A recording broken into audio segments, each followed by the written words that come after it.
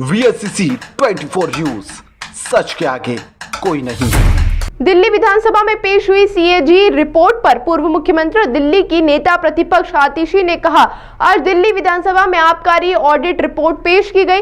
इसके 7 अध्याय 2017 से 21 की आबकारी नीति पर है और एक अध्याय नए आबकारी नीति पर है। दिल्ली सरकार ने पुरानी आबकारी नीति की खामियों और भ्रष्टाचार को दिल्ली की जनता के सामने उजागर किया था। उस नीति के तहत हरियाणा और उत्तर प्रदेश से अवैध रूप से शराब लाई जाती थी। यह रिपोर्ट उस बात को दोहरा रही है जो हमने कहा था कि पुरानी नीति के कारण दिल्ली की जनता को नुकसान हो रहा है। वहीं इस नीति से यह स्पष्ट होता है कि आप सरकार ने पुरानी नीति को हटाकर सही निर्णय लिया। इस रिपोर्ट ने हमारी बात को पुख्ता किया है। शराब की कितनी बिक्री हो रही थी, इससे भ्रष्टाचार था। इस रिपोर्ट से पता चलता है कि 28% से ज्यादा भ्रष्टाचार ठेकेदारों द्वारा किया जा रहा था और पैसा दलालों की जेब में जा रहा था। इस रिपोर्ट से पता चलता है कि शराब की कालाबाजारी हो रही है। और क्या कुछ कहा उन्होंने, आप भी सुनिए।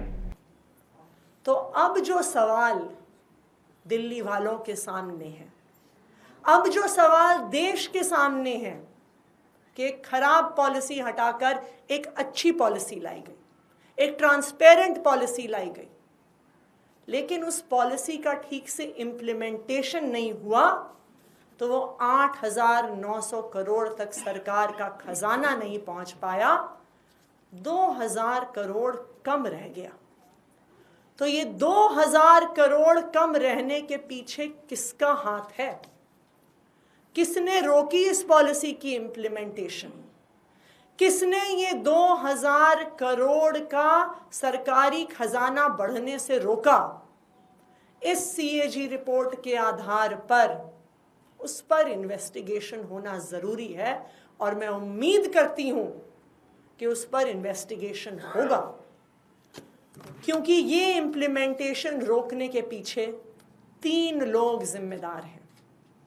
सबसे पहले भारतीय जनता पार्टी के लेफ्टिनेंट गवर्नर सबसे पहले कसूरवार, जिन्होंने न्यू एक्साइज पॉलिसी इम्प्लीमेंट नहीं होने दी, बीच में रोड़े अटकाए, उस पॉलिसी को जमीनी स्तर पर नहीं उतरने दिया। कसूरवार number 2 central bureau of investigation, जिसने इस पॉलिसी का 1 साल पूरा होने से पहले इस पॉलिसी के आधार पर एफआईआर करी। कसूरवार नंबर 3 इन्फोर्समेंट डायरेक्टोरेट, जिन्होंने इस पॉलिसी खत्म होने के 1 साल पहले ही इस पॉलिसी पर ईसीआईआर करी। एलजी साहब की रोक टोक के बाद, सीबीआई की एफआईआर के बाद, ईडी की ईसीआईआर के बाद किसी भी अफसर की हिम्मत नहीं थी कि इस पॉलिसी पे फिर से साइन कर दें। और वो पॉलिसी जो 8,900 करोड़ रुपए प्रति वर्ष ला सकती थी, आज सीएजी की रिपोर्ट ये बता रही है कि उस पॉलिसी को ठीक से इम्प्लीमेंट नहीं किया गया। तो आज हमारी ये मांग है कि भारतीय जनता पार्टी के एलजी साहब, भारतीय जनता पार्टी की सीबीआई और भारतीय जनता पार्टी की इन्फोर्समेंट डायरेक्टोरेट पे इन्वेस्टिगेशन हो। इस सीएजी रिपोर्ट के आधार पर इन्वेस्टिगेशन हो कि पता तो चले कि आखिरकार क्यों इस पॉलिसी को रोका गया, क्यों 2,000 करोड़ का लॉस टू एक्सचेकर दिल्ली सरकार को करवाया गया।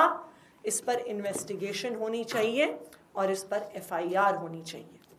दिल्ली सरकार ने, आम आदमी पार्टी की सरकार ने लगातार बार बार ओल्ड एक्साइज पॉलिसी में हो रहे भ्रष्टाचार को दिल्ली वालों के सामने रखा।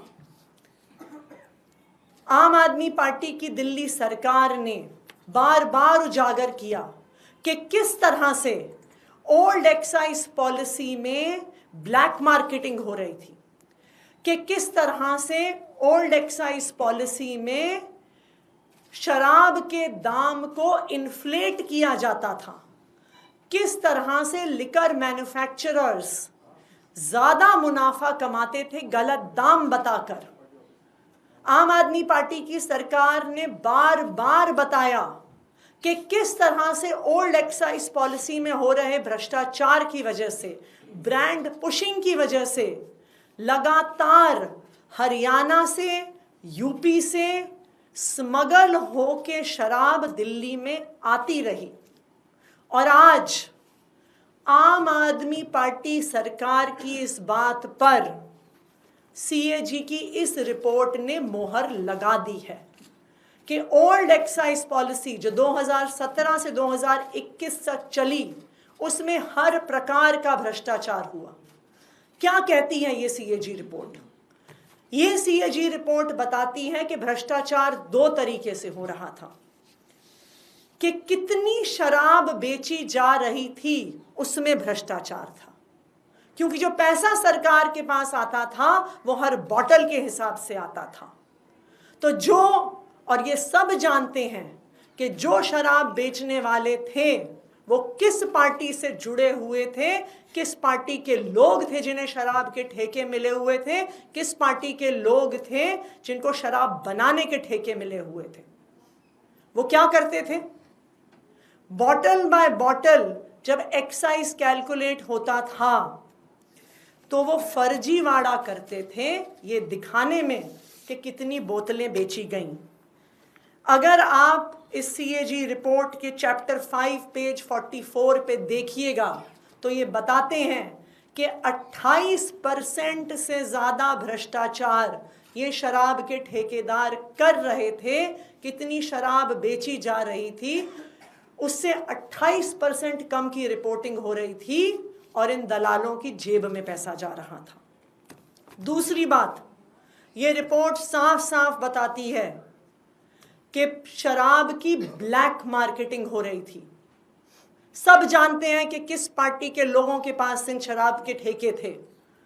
आप इस सीएजी रिपोर्ट की पेज 59 पे देखिए तो सीएजी रिपोर्ट बार बार कह रही है कि जिनके पास शराब के ठेके थे वहां से स्मगलिंग हो रही थी, वहां से ब्लैक मार्केटिंग हो रही थी और दिल्ली सरकार को रेवेन्यू लॉस हो रहा था।